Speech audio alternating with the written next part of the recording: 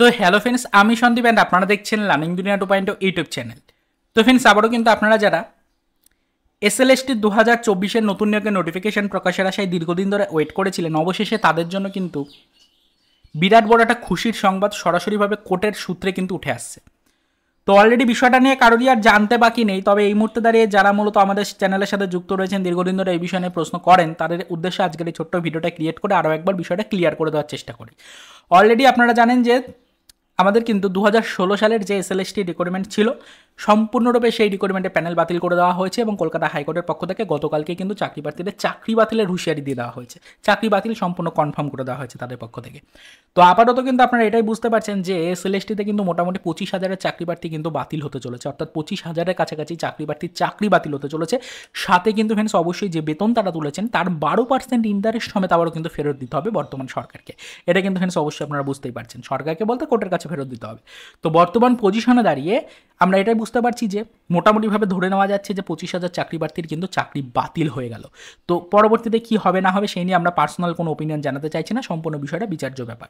তো আপাতত আপনাদেরকে এটাই বলতে চাইছি যে ইতিমধ্যে কিন্তু এই চাকরি বাতিলের হুঁশিয়ারির পাশাপাশি নতুন করে কিন্তু ঘোষণা করে দেওয়া হয়েছে যে এসএসসি অর্থাৎ স্কুল সার্ভিস কমিশনকে 10,000 প্লাস ভ্যাকান্সি নিয়ে আবারও নতুন করে এসএলএসটি নোটিফিকেশন প্রকাশ করতে হবে খুব শীঘ্রই। তার কারণ 25,000-এর কাছাকাছি যদি চাকরি প্রার্থীদের চাকরি বাতিল হয়ে যায় তাহলে কিন্তু রাজ্যের শিক্ষা ব্যবস্থা সম্পূর্ণ ভেঙে পড়বে। তাহলে কিন্তু ফ্রেন্ডস অবশ্যই এসএলএসটির আমাদের যেমন নবম দশম একাদশ দ্বাদশের যে শিক্ষা ব্যবস্থা রয়েছে সেখানে কিন্তু ফ্রেন্ডস শিক্ষকের অভাব, তার সাথে সাথে আদার্স কর্মচারীদের অভাবের কারণে কিন্তু শিক্ষা ব্যবস্থা সম্পূর্ণ ভেঙে পড়বে। তাই খুব শীঘ্রই নতুন করে নিয়োগ করাতে হবে। এই জন্য 10,000 প্লাস কিন্তু ভ্যাকান্সি নিয়ে নতুন নিয়োগের নোটিফিকেশন প্রকাশের নির্দেশিকাও কিন্তু দিয়ে দেওয়া হয়েছে কোর্টের পক্ষ থেকে। তো 25,000 চাকরি প্রার্থীদের চাকরি অলরেডি বাতিলের খাতায় মোটামুটি ধরে নেওয়া হচ্ছে, পরবর্তীতে কি হবে না হবে সেটা কিন্তু পরের ব্যাপার। তবে যদি 10,000 শূন্যপদের নতুন নিয়োগের নোটিফিকেশন আসার নির্দেশিকা সত্যিই দেওয়া হয় কোর্টের পক্ষ থেকে, তাহলে বুঝতেই পারছেন কতটা খুশির সংবাদ।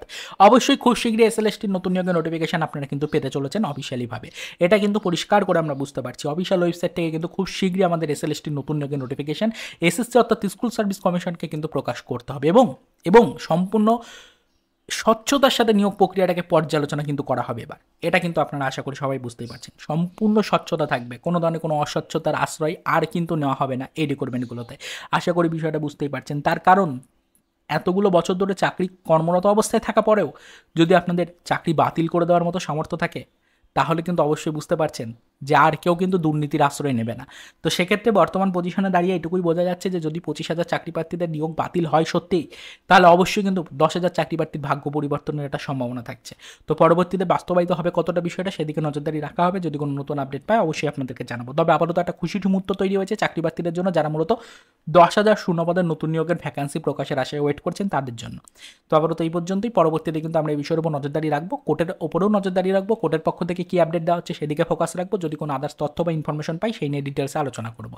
তো আপাতত এই পর্যন্তই, তো চলুন দেখা হবে নেক্সট ভিডিওতে পরবর্তীতে রিলেটেড কিছু আদার্স অফিসিয়াল আপডেটের সাথে।